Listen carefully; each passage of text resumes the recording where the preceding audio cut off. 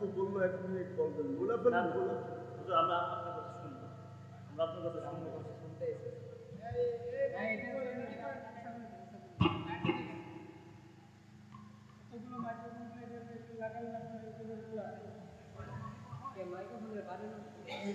আচ্ছা, আমি শেষ করে দিতেছি, শেষ করে। আওয়াজ করেন না, আওয়াজ করেন না, আওয়াজ করেন না।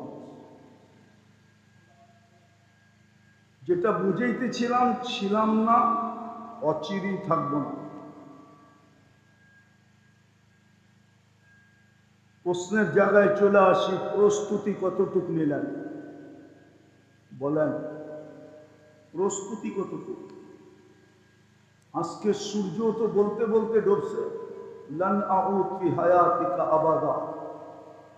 হতে পারে এই এলাকার মানুষ কাল সকালে সূর্য উঠা দেখবে না, হতে পারে। হতে পারে এরকম প্রমাণ দুনিয়াতে শত শত আছে। ওই এলাকার মানুষ রাত্রে মোজ ফুর্তি করতে করতে ঘুমায় গেছে। গত ডিসেম্বরের আগের ডিসেম্বরে তুর্কিতে এক রাত্রে 1.5 লক্ষ লোক মারা গেছে। যেই দিন প্রথম সুনামি আসছে, সুনামি, ওই দিন রাত্র বহুত মানুষ ফুর্তি করতে করতে ঘুমায় গেছে। সকালে আর সূর্য উঠতে দেখে না। বলেন প্রস্তুতি কতটুকু? সারাদিন ভোগ করি আল্লাহটা, আল্লাহটা ভোগ করতেছি। একটু আগেই বুঝাইতেছিলাম যে আল্লাহটা ভোগ করি। যদি প্রযুক্তি দিয়া এই দেহটা চালাইতে হতো, প্রযুক্তি দিয়া, প্রযুক্তি বাদ দিলাম, আল্লাহ যদি দুনিয়ার সিস্টেম মতে বিল নিতেন, যে আমার যেটাই ব্যবহার করবা বিল দিবা। যদি একটা দেখাই, যদি পানির দামে অক্সিজেন কিনতে হতো, অক্সিজেন, তাইলে ডেলি 16,500 টাকা বিল দিতে হতো। 1 লিটার 50 টাকা, আরে 30 টাকা। আমরা 550 লিটার অক্সিজেন নেই ডেলি। 550-কে 30 দিয়া গুণ দেন। এই শ্রম পেশার মানুষগুলাকে বলতেছি, খাইতেন না, পড়তেন না, অক্সিজেন কিনতেন। যদি দুনিয়ার মানুষ প্রিপেড সিস্টেম বিদ্যুৎ বানাইতে পারে, প্রযুক্তি ফিট করতে পারে আল্লাহর দেওয়া এই মাথাটা দিয়া, তো আল্লাহ কি প্রযুক্তি এখানে ফিট করতে পারতেন না? এইখানে কি ভিতরে প্রযুক্তি নাই? হ্যাঁ, উনি তো শিক্ষিত মানুষ হবে। যদি একটা প্রশ্ন করি, আমাদের শরীরের ভিতরে রক্তের 2টা জিনিস আছে, একটা ব্লাড সেল, একটা হলো রেড সেল, আর একটা হলো হোয়াইট সেল, যেটাকে প্ল্যাটলেট বলে। ব্লাড ক্যান্সার হয় হোয়াইট সেল যখন তৈরি না হয়, তখন হয় ব্লাড ক্যান্সার। রেড সেল বাড়তে থাকে, হোয়াইট সেল কমতে থাকে। এই 2টা সেলকে যে আল্লাহ সিস্টেম মতো রাখেন, এটা যদি কোনো প্রযুক্তি দিয়ে করতে হতো, তাইলে মনে হয় এরকম একটা বড় বিল্ডিং একজনের জন্য লাগতো। শুধু আপনার রক্তের সেলটাকে ঠিক রাখার জন্য। কি রাখার জন্য? রক্তের শুধু সেলটাকে ঠিক রাখার জন্য। কোনো প্রযুক্তি নাই, কুদরত দিয়ে 2টাকে। আমি এই জন্য বলতেছি, আমি ভুক্তভোগী। আমার বড় ছেলে মারা গেছে ব্লাড ক্যান্সারে। আমি জানি এটার সম্বন্ধে, আমি জানি এর সম্বন্ধে, ব্লাড ক্যান্সার কাকে বলে। শুধু কোনো কিছু না, রেড সেল হোয়াইট সেল ভাঙতে থাকে, রেড সেল বাড়তে থাকে, রক্তগুলা তরল হয়ে যায়, আস্তে আস্তে এক এক জায়গা দিয়া বাহির হইতে শুরু করে, এক সময় মৃত্যুর কোলে ঢেলা পড়ে। এই যে প্রযুক্তি আল্লাহ ভিতরে ফিট করছে, যেটা দিয়ে আমাদেরকে চাঙ্গা রাখেন, কে ফিট করছে? এটাই বুঝাইতে চেয়েছিলাম। যে ছিলাম না, আবার থাকবো না, চলে যাব, কিন্তু প্রস্তুতি কতটুকু? 24 ঘন্টা তো ভোগ করি ওনারটা, প্রশ্নের জবাব দিব কি করে? কি করে কালকে জবাব দিব? আমারটা কে দিবে? আমারটা আমাকেই দিতে হবে। আমি ভোগ করতেছি সারাদিন। একটা দিয়া মানুষকে আল্লাহ আটকায় দিতে পারে, শুধু একটা নেয়ামত দিয়ে। একটা, যেমন দৃষ্টিশক্তি একটা নেয়ামত। এই মজমার কেউ বলতে পারবে যে এই পর্যন্ত কতবার দেখছি? আল্লাহ যদি বলে এটা মিলায়া দে, 40 বছর ছিলি, কতবার আমার এই 2 চক্ষু দিয়া দেখছো, সেটা মিলায়া দে। আর কিচ্ছু করতে হবে না, এটা শুধু মিলায়া দে। আর কত জিনিস দেখছিস। আমরা যখন দেখি না, তখন 26 কোটি ক্যামেরা ব্যবহার হয় একসাথে। 13, 26। এই চোখে 13 কোটি ক্যামেরা, এই চোখে 13 কোটি ক্যামেরা, 26 কোটি ক্যামেরা ব্যবহার হয়। যদিও আজকে কিচ্ছু বলেন না, অনেকে বলবে হুজুর আপনার কথা মানি না, তাইলে আল্লাহ ধরে না কেন? এটাই তো ইচ্ছা স্বাধীনতা দিচ্ছেন, এই জন্য কিচ্ছু বলেন না, শুধু অপেক্ষা করেন। না বেরুন কাইফা তা'মালুন, কি করতেছি দেখতেছে। কিরামান কাতিমিন ভিডিও করতেছে। মা মিন কওলিন ইল্লা লাদাইহি রাকিবুন আতীদ, 2 ফেরেশতা অডিও করতেছে। ইয়ালামু খাইনাতাল আয়ুনি ওয়া মা তুখফিস সুদূর, দিলের ভিতরে কি ভাবতেছি এটা স্বয়ং আল্লাহ নিজে মনিটরিং করতেছে। বাঁচবেন কোথায়? কে আসবে ওই দিন? কোরআন তো সুস্পষ্ট, এই জন্যই তো আমরা হাতে পায়ে ধরি, নাইলে ধরার কোনো প্রয়োজন ছিল না। আমরাও অটো চালায় জীবন কাটায়া দিতাম, অন্য কোনো পেশায় যুক্ত হইতাম। কেন আমরা মসজিদে ইমামতি করতাম? যার যার নামাজ শেষে পড়ানে, ওর জান্নাতে তো ও যাবে, আমার কি ঠেকা লাগলো যে আমি 10,000 টাকা বেতন দিয়ে মসজিদে পড়া থাকবো? অটো চালাইলে তো 30,000 কামান যায়, 20,000 তো কামানো যাবে। কেন পড়া থাকবে মসজিদে? কেন করবে মাদ্রাসা? কি দরকার ছিল আপনাদের ছেলে পেলেদের পিছে পড়া? চাচা আপনা যান বাচ্চা, এটা করলেই তো চলতো। দরকারটা কি ছিল? শুধু বুঝেইতেছি দায়িত্ব কাঁধে, এই জন্য বাঁচার কোনো রাস্তা নেই। এই জন্য বলতেছি চলে যেতে হবে, কিন্তু প্রস্তুতি নিয়ে যেতে হবে। আজকে ভোগ করতেছি, কিচ্ছু বলে না, বিলও চায় না, কিচ্ছু বলে না। নাইলে যুবক তাফালিং দেখাবে আল্লাহর দেওয়া যৌবন দিয়া। বলেন একজন যুবকের যৌবনের দাম কত? দুনিয়ার কোন ফ্যাক্টরিতে যৌবন তৈরি হয়? বিজ্ঞান কোথায় যৌবন তৈরি করছে? হারবালে কি যৌবন পাওয়া যায়? না কলিকাতা হারবালে, না মডার্ন হারবালে, না আমেরিকান হারবালে, না চাইনিজ হারবালে। আমাকে তো বুঝাইতে হবে না, অহংকার করে বলতেছি না। দুনিয়ার শুধু নিউজিল্যান্ড বাকি, আমার কোনো উন্নত বিশ্ব নাই যেখানে আমার পায়ের ছাপ না আছে। 103টা দেশ দেখা শেষ, 7টা মহাদেশ দেখা শেষ। এই জন্য যুবকদেরকে পায়ে ধরা বুঝাইতেছি, নাহলে কোনো দরকার ছিল না, কোনো দরকার ছিল না আপনাদের পায়ে ধরা। চলে যাব, প্রস্তুতি কতটুক ভাবেন? মৃত্যু যেই কোনো মুহূর্তে আসতে পারে। অনেক অসুস্থ বাজারে ঘুরতেছে, আর অনেক সুস্থ ব্যক্তি কবরের নিচে চলে গেছে। হ্যাঁ, অনেক বৃদ্ধ বাজারে এখনো ঘুরে, অনেক যুবক চলে গেছে কবরে।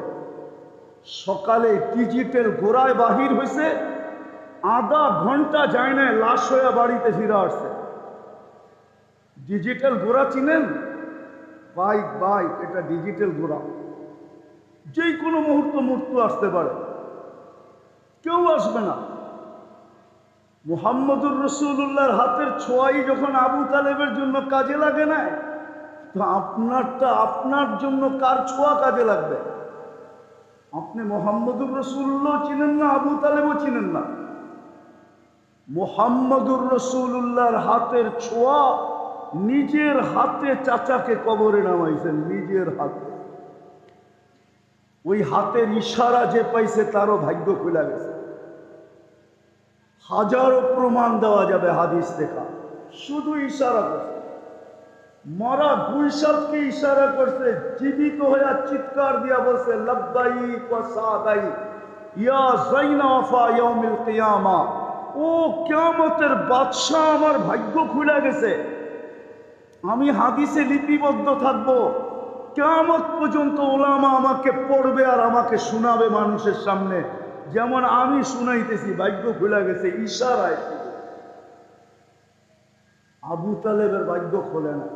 চলেন আজকে তওবা করি, তওবা। রাত্র আর বাড়াইতে চাইতেছি না, কালকে কর্মদিবস আছে। কর্মদিবস না থাকতো তাহলে লম্বা করা যেত, কালকে কর্মদিবস আছে, এই জন্য আর লম্বা করতে চাইতেছি না। আর প্রধান অতিথিও আমার জন্য অপেক্ষায় বসে আছে। এই জন্য চলেন তওবা করি, তওবা।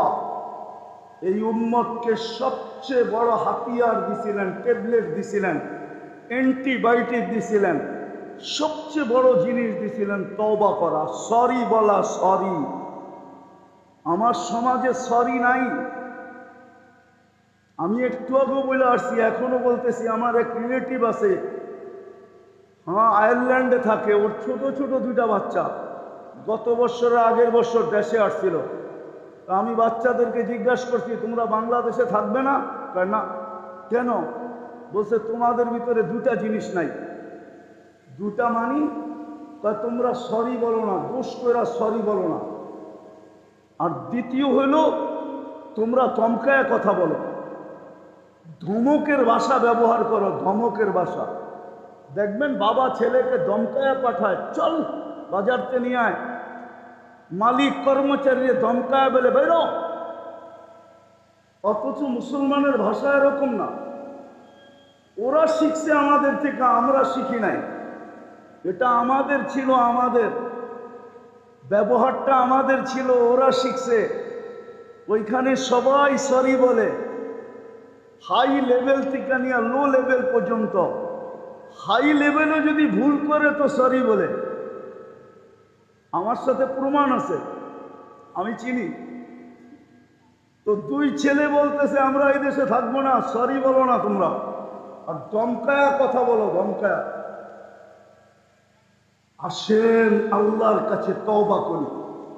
তওবার নামই সরি। আল্লাহ আমাদেরকে বড় হাতিয়ার দিছিল। মৃত্যুর পরে আমার কথাই বাজানো হবে। হ্যাঁ, কোরআন এটাই বলে, আজকের কথাগুলাই কালকে কানে ধ্বনি দিবে আল্লাহ। আলাম ইয়াতিকুম বাশীরুন ওয়া নাযীর। কোরআন বলে তোকে হাতে পায়ে ধরা বুঝানো হয়েছিল।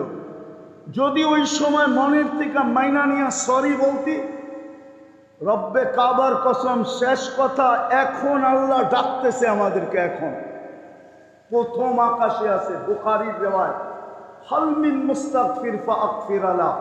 কে আসিস, সারাদিন গুনাহ করছি, তাতে কিছু আসে যায় না।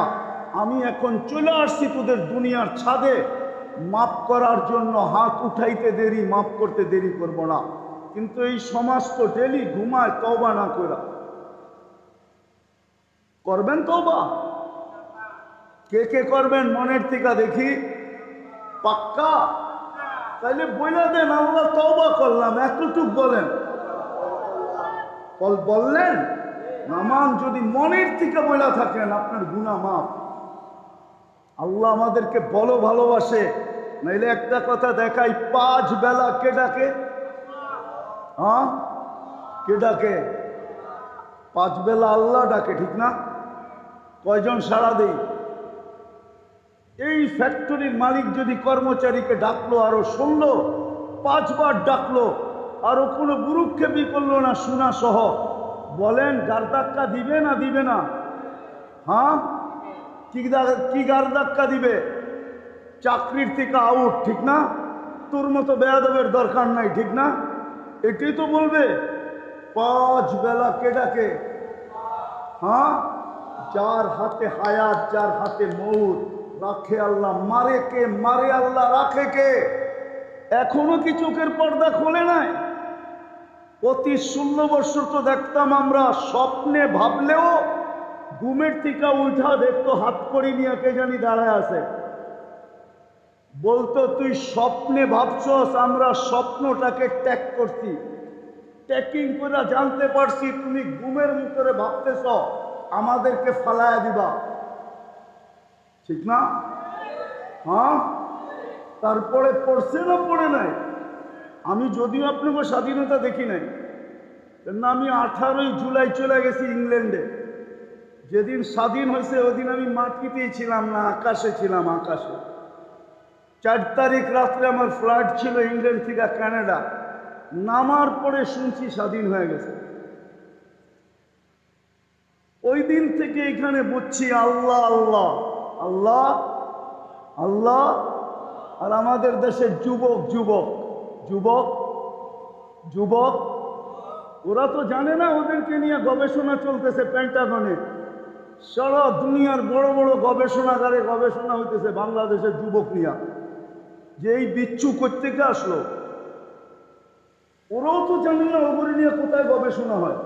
চলো আমি দেখায় নিয়ে আসি পেন্টাগন কাকে বলে।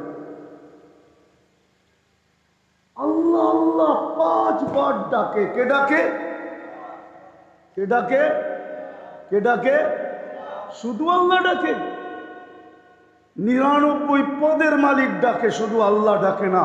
রহমান ডাকে, রহিম ডাকে, মালিক ডাকে, কুদ্দুস ডাকে, সালাম ডাকে, মুমিন ডাকে, মুহাইমিন ডাকে, আজিজ ডাকে, জব্বার ডাকে, মুতাকাব্বিরুল খালিকুল বারিউল মুসাব্বিরুল গফফারুল কহ্হারুল ওয়াহ্হাবুর রাজ্জাকুল ফাত্তাহুল আলিমুল কাবিদুল বাসিতুল খাফিদুর রাফিউল মুইজ্জুল মুদিল্লুস সামিউল বাসীরুল হাকামুল আদলুল লতীফুল খবীরুল হালিমুল আযীমুল গফুরুশ শাকুরুল আলিয়ুল কবীরুল হাফিজুল মুকিতুল হাসিবুল জলিলুল করিমুর রকিবুল মুজিবুল ওয়াসি আল হাকিমুল ওয়াদুদুল মজিদুল বাঈতুশ শহীদুল হকুল ওয়াকিলুল কবিদুল মতিনুল ওয়ালিদুল হামিদুল মুহসি আল মুবদি আল মুঈদ আল মুখরি আল মুমিত আল হাইয়্যু আল কাইয়্যুম আল ওয়াজিদ আল মাজিদ আল ওয়াহিদ আল আহাদ আল সামাদ আল কাদির আল মুক্তাদির আল মুকদ্দম আল মুআখ্খার আল আউয়াল ওয়া আখির আল যাহির ওয়াল বাতিন আল ওয়ালি আল মুতাওয়ালি আল বাররু التواب المنتقم العفو الرؤوف مالك الملك ذا الجلال والإكرام المقسط والجامع والغني والمغني المانع الضار النافع النور